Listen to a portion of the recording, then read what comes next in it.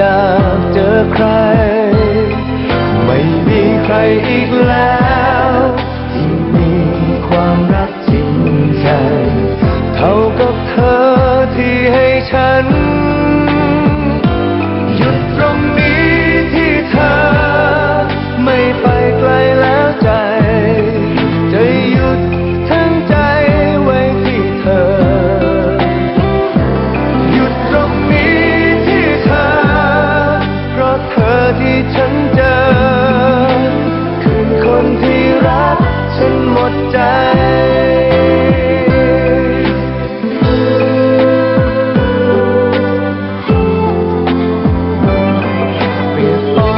ลมฝนฝ่าลมพายุมากมายก็เดินมาไกลจนแทบหมดกำลังไม่เคยจะคาดคิดว่าคนที่สิ้นหนทางจะได้พบรักเช่นเธอเปรียบเธอดังจุดหมายสุดท้ายของนักเดินทางเมื่อเจอเธอแล้วก็ไม่อยากเจอใครไม่มีใครอีกแล้วที่มีความรักจริงใจเท่ากับเธอที่ให้ฉันหยุดตรงนี้ที่เธอไม่ไปไกลแล้วใจจะหยุดทั้งใจไว้ที่เธอ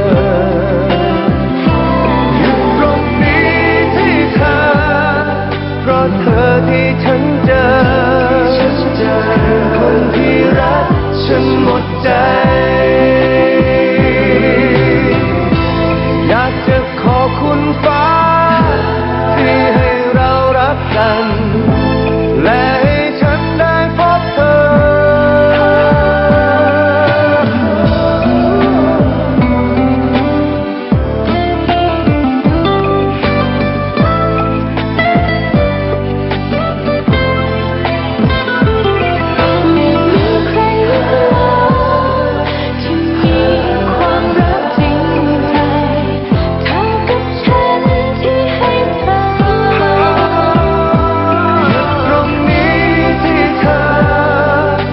ไปไกลแล้วใจ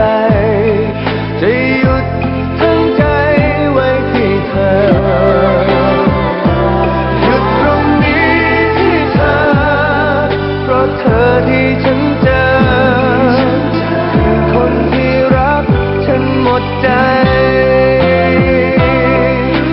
จะหยุดใจไว้ให้กับเธอ